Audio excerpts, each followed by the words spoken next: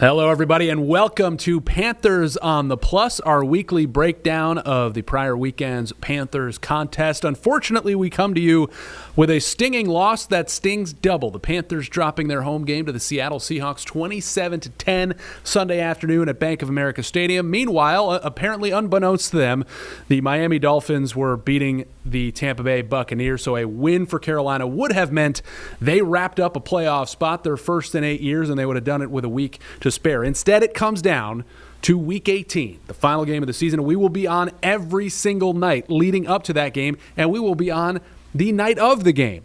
That's how big this is for the Carolina Panthers, biggest game in the better part of a decade. Last Monday night, we talked to WFNZ morning co-host Chris McLean, otherwise known as Mac. So in the interest of equal time, we did have to bring in, we were required to bring in Travis T-Bone Hancock, his co-host. T-Bone joining us. I just want to be clear, this is not a hostage situation. I don't see much behind you. Are you safe, sir? This is the Panthers interrogation room. I'm a witness, as I was there yesterday, as you were too, to what happened. Did you say my co-host was on last week?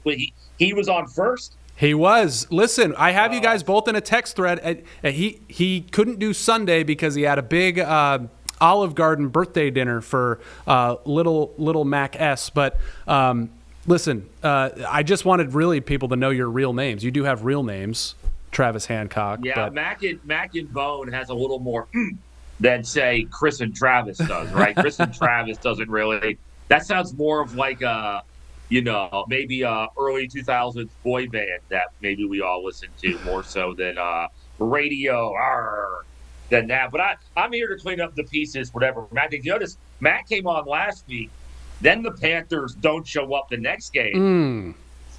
So that's why we had you on this week, because we know how this goes with this team. They're due for the victory after the loss. All right, so let me get to, you were at the game yesterday, but you were not where I was in the kind of sanitized, quiet press box. You were amongst the people. I just want to know from somebody who's been here for a long time what that atmosphere felt like. That felt like when you got there, like leading up to the game, like walking into the stadium and the keep pounding chant. And I've been there previous years of the last decade. And it's very sanitized, and it's a lot of like, oh my goodness, how can this go wrong? Anything that can go wrong will go wrong. Yesterday before the game, it felt like there was hope. There was anticipation. We weren't worried about how many fans were there from the other team. It felt good to be back in an environment where the game mattered. But, what happened too, though, was when the offense doesn't give you very much, you have to, you can't rely just on the good vibes for an entire afternoon. So this is not a game where we blame the fans. They were there. They were ready to go. They just had so little to cheer. Even in the elements yesterday, the rain and the cold, the fans were there, although it was very much a Seattle weather game. Like they were like bathing in that yesterday. But no, it was a very fun environment. It's just the team didn't do enough to keep it alive for 4 quarters. All right, so you and Mac are always the first ones we hear from after the morning after a game. 6 o'clock on WFNZ. Usually Mac yelling, actually, and I try to talk. You guys kick it off, and you guys are kind of you guys kind of have a barometer of where the fan base is at, and it's an interesting day because you have this loss and another blown opportunity, but then in 6 days on Saturday you have the opportunity of the last 10 years. So like, where were the fans' heads at this morning when you guys were kind of on and you see the text line and you hear from them? Were they more kind of mired in what happened against the Seahawks, or just like the team, like we got to flush it and move on? I think it was a mixed bag. I think part of it was that anytime they lose, it becomes an indictment on Canales, on Rivero, on Bryce. That becomes a dominant point of topics. Obviously, I get it. But then there was a portion of the fan base today, and I think that our attitude today was, look, yeah, the loss was bad, but like let's tip our hats to the team that they lost to, who looks like a legit Super Bowl contender. Their defense is out of this world. I'm not excusing the performance, but when you look at how the Panthers performed yesterday versus how Tampa performed, there's a big difference in losing to Seattle, who's red hot, and losing to Tampa, who's been rolling in the wrong direction now for about 8 weeks or so. So I think if you just pointed at the loss, you could get mired in the negativity. But if you take a step back and realize they've done this now 10 straight weeks of win one, lose one. Yeah. And the fact that it doesn't appear that – I think what helped today, Nick, was it doesn't appear like Tampa's getting that back. Like they're playing out the string. I don't know if they quit. I don't know what it is. And they've also got the pressure on them of being the team that's supposed to be in this – well, not in this spot, but they're supposed to be in the playoffs. The Panthers are not. So I think when you take a step back, you know, you can be negative about the game, but yesterday's game, as we said all morning, really with this team has nothing to do with the next game. They're not a week-to-week team. Oh, they are a week-to-week team, but it's a completely different operation week-to-week. So what they looked like yesterday, it's not going to matter on Saturday at 4:30. All right, before we move on, that is kind of like the microcosm of the whole season, right? Like it's progress. You're 8-8, right? But then it's disappointment because you haven't taken advantage of all these opportunities. How do you kind of process the season so far? And I saw the question today, is it disappointing or a failure if you lose this game? I would say it's a failure, but man, you've had so many chances to overtake the Bucs down the stretch here. I would say I don't want to go back to our old friends here, but it's a missed opportunity. I think it is. Ron was right. It's a missed ahead of his opportunity, time. Especially if it's one thing if Tampa's been rolling and it's like, oh yeah, there they go. But I don't think it's a disappointment. They were at 2 wins a couple years ago. Then they went to 5. Then they went to 8. It reminds me of the Hornets under Borrego when they went 20, 30, 40, and they started to progress upwards. So I think that, we'll look at it in a small vacuum as, hey, it's a disappointment they didn't get in. But then I think once we step back, we'll say, they're a little bit ahead maybe of schedule for this particular part of this build, although there's been many here. They're like Chip and Joanna from our friends at HGTV, who they keep on building. They keep on building like the amount of hotels they're trying to build in Charlotte right now. But no, it never stops. But to go from 2 to 5 to 8, and it's not a finished product yet, I think we have to look at it that way, that they're going to add more pieces. They're not done yet. They're not paying the quarterback right now a ton of money. They have resources to go out and get more. So I think that this is just the start. Now, if they go win 8 games again next year, then we start to look at it and say, why are they not progressing? But they did make a move forward. Can they get to 10 next year or whatever it may be? And that's how we have to look at it. So I think we'd be disappointed in the result, but not ultimately the fact that this team did get to 8 wins. We would die for that the last couple of years to get to 8 wins. All right, 15 seconds. I need you to hit post, Radio's T-Bone. What was it like in the crowd? No scores for Miami, Tampa on the scoreboard, but everybody knew. Like, were they yelling at Dave Canales to be more aggressive?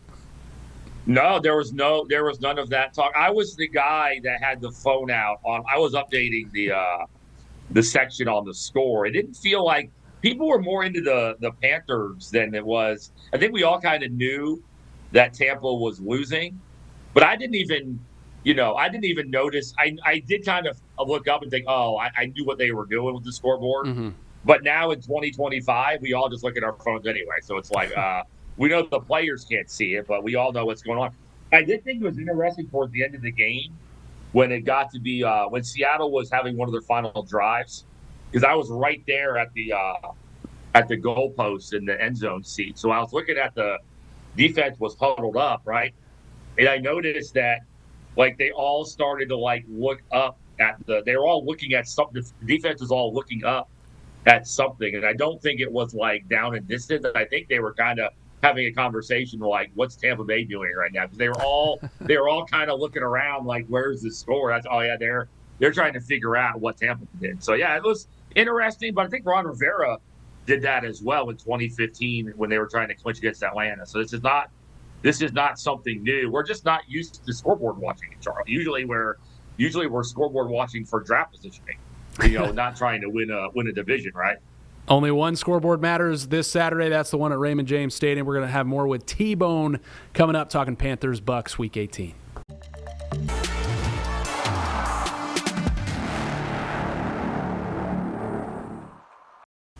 Welcome back to Panthers on the Plus, talking about this winner-take-all matchup between the Panthers and Buccaneers Saturday afternoon in Tampa with WFNZ morning co-host Travis T-Bone Hancock. T-Bone, listen, the Panthers may be 500 on the season and alternate wins and losses every week, but they just seem to still be trending in the right direction, despite that kind of idle record. The Bucs, when they walked off the field last week at Bank of America Stadium, they looked like a broken football team to me. Can they fix it in one game? I honestly, you keep waiting for that moment to happen where the Buccaneers look like they're that team that's one of the better teams in the NFC. I think Baker being injured and whatever he's playing through is a big factor because obviously he's the heart and soul of that team. But you keep waiting for it to pick it up. I actually predicted last Monday on the show when I was on that I wouldn't be shocked if the Dolphins beat the Buccaneers because we've seen before in the NFL, these teams that start to snowball in a negative direction, it can be really hard just to turn it on, especially after like 8 weeks.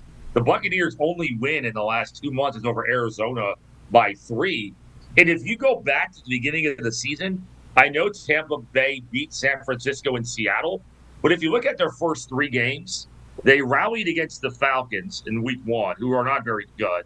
We know Houston is good, but they beat them by 1 when they weren't that great. And then they beat the Jets by 2 in that crazy game where Aaron Glenn did the sideline meme. So they're very close to having like 4 or 5 wins type of season.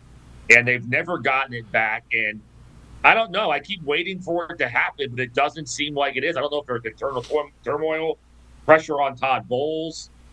I don't know what it is. But the Panthers, despite being so inconsistent, at least they're inconsistent. The Buccaneers are just consistently bad right now, and I don't know if they can get that back in a short period of time. Not even a full week. They haven't got it back in 2 months. Do we think they're going to get it back in 6 days? Hard pressed to see that right now, to be honest. I think the narrative around Baker Mayfield, and this probably goes back to his college days, is like when his back is up against the wall, like that's when he comes through. Is that the Baker Mayfield we've been watching the last 8 weeks? It doesn't appear so. I don't know if the injuries mounted for him and then the team around him, but it doesn't feel like against the Panthers a couple weeks ago and before that, it looks like he's still able to make the throws he needs to, but he looks like the old Baker when he gets pressured. He's almost – I didn't see much of the game yesterday, to be honest. I was at the Panthers game. We'll watch it this week. But it feels like he's succumbing to the pressure around him again where he's trying to avoid the hit. So I think we're going to find out after the season, kind of like we do. There are like the NHL playoffs. We're going to find out that he's got like this injury and he played through this. I truly wonder like how injured he actually is. And the fact that he's injured in a Todd Bowles defense – is awful. They can't. They're not picking him up either. It's not like, all right, Baker's injured, we're gonna do what we do. They're bad everywhere basically. And I don't think Bucky Irvin getting hurt this year helped them out because he's such a big part of what they do, and him missing all that time that he missed. It's just eventually you are who you are, and the Buccaneers are exactly who we think they are right now. That's not a good thing for the Buccaneers. Conversely, T-Bone, the Panthers, I mean, Bryce Young, it's jarring to look at 54 passing yards in a professional football game. This is going to sound weird to say, it didn't really jump out at me until I saw midway through the third quarter he had 16 because I wasn't like, he looks bad. I was like, they all look bad. How concerning was it that they looked that bad against the Seahawks, but how optimistic are you that they can take advantage of that Buccaneers secondary? Yeah, it was a little weird because when I was in the stands, it was raining, so I didn't have my phone out as much looking at the stats. And then I finally looked at Bryce's passing yards, and I was like, oh. They should have taken that off the scoreboard. It's like they stopped updating the stats. It's like, wait, he's only got 16 passing yards? Like, we all started to laugh. We're like, where did the rest of his numbers go? I mean, I think it's a combination of stuff yesterday. Bryce has 10 interceptions, and 7 have come in the losses. So yesterday, I think it was a combination of Bryce. The play calling was not good. The wideouts, they need to improve that still, despite going first round the last 2 years. And Seattle's defense, I really think, is that good. And I think that once they showed they weren't moving the ball downfield yesterday aggressively at all, Seattle could just pin their ears back, and it was all east-west. It was all going side to side. There was nothing north-south. I think yesterday is an example of how pedestrian the wideouts are. XL, we love them. he doesn't do anything as a wideout, really, in terms of being a playmaker you have to scheme for the other team. He blocks, but his football awareness is bad. I think T-Mac was compromised by the illness yesterday. They don't have a tight end. They were 1 for 11 on third down yesterday. They need to figure out a tight end that can get them out of some jams here every once in a while. Sanders out for the season. That doesn't help. Yeah, and I think part of it is on Bryce. I think, no doubt he's over 54 yards. It's the 6th worst yardage passing game in the history of the franchise. Now, fitting enough for the Panthers, in the previous 5 lowest games, they were 3-2 in those games. The 2 lowest games ever, they won those games. It was Chris Winkie in a game where they only ran the Wildcat in 2006, and then Sam Darnold, fitting enough, against New Orleans last game he played here, January of 23. They beat New Orleans, and he had 43 yards in that game. But yesterday was not like that. And I think that there's got to be an aggressive mindset, Nick. And I do wonder, does Canales show up a little bit when things aren't going well and play a more conservative approach? Because I don't know what you saw yesterday. It's not like Bryce missed a couple, but I don't remember too many shots yesterday either. It wasn't Bryce missed. I think the turnovers are their biggest concern. That's going to happen, and it ended up happening. Yeah, I just don't remember a whole lot of they missed one. They missed one. It was all east-west for the most part. So I don't even know where the pie chart of blame. It's kind of hard to figure out. Is that because Canales didn't trust Bryce? Canales didn't trust the wideouts? Canales didn't trust himself? I don't know what was going on yesterday, but it was a weird offensive day nonetheless. We seem to have a different quarterback and different play caller on the Panthers sideline every single week. So hopefully it'll be the good version of both next week. And we're going to talk about that Bucs-Panthers matchup one more time with a playoff spot on the line coming up here with T-Bone.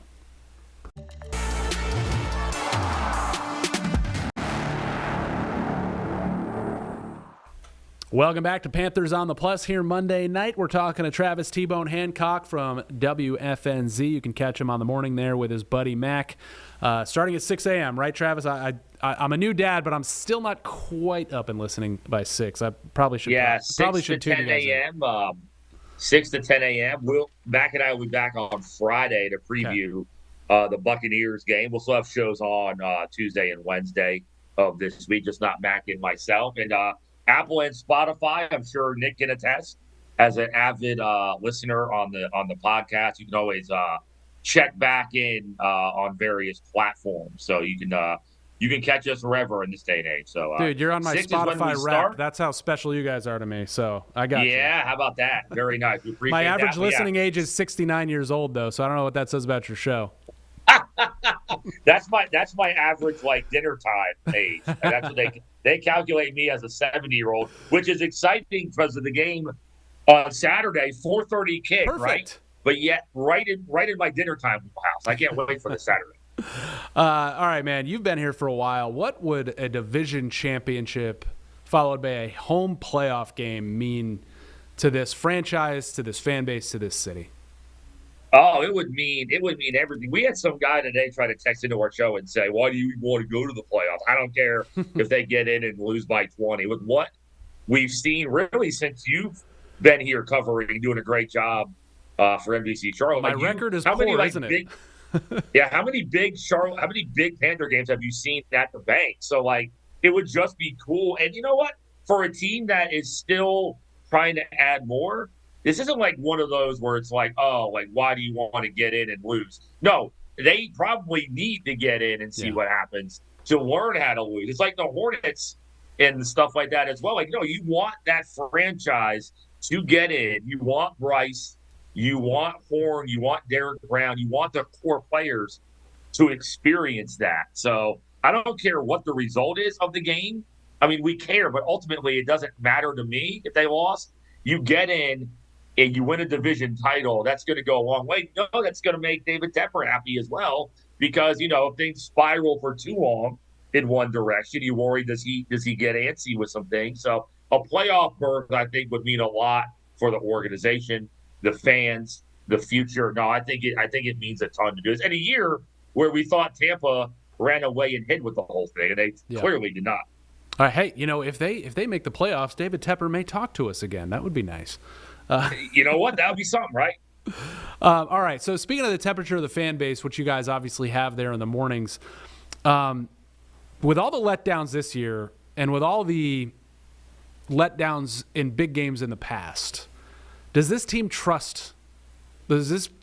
base trust their team in this game, do you think?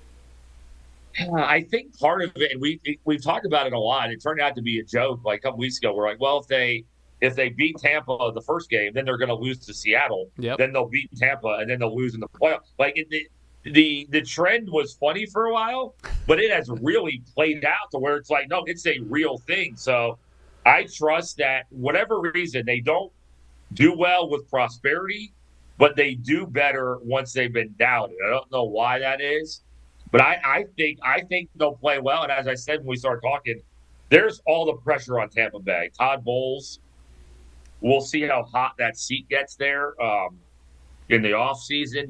Mike Evans, by the way, free agent. Is this it for him in Tampa? Hopefully, from a Panther perspective, get him out of there. But it's like all the pressure to be at home in a year where you look like you might be one of the best in the NFC. The fact that you now have a team that's been a doormat for a decade coming into your place.